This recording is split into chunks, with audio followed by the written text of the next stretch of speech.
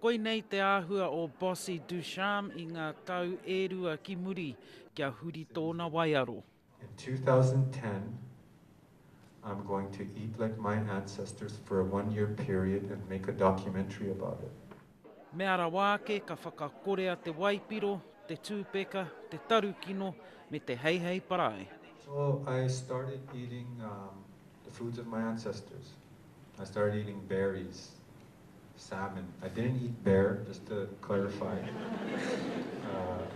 Turkey, that's maple syrup. Wild rice was the staple to Anishinaabe people. Ko te tari whakatairanga hauora te uepu tautoko i tana haerenga ki Aotearoa, hei whakaoho ake i ngā hapori Māori o te motu me te whakaōhiti anō. It wasn't easy. I suffered. I couldn't taste anything for the first month. I got rid of table salt. You don't need salt. Don't let anyone teach you any different. You need sodium, and there's sodium in foods.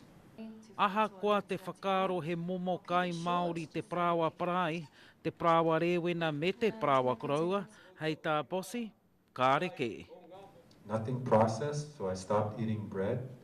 We didn't have wheat on my side of the world, so breads, muffins, dead food, it's what it is. It's dead food. There's no life energy. Everything that I ate has life energy. Everything I put in my body had energy from the sun.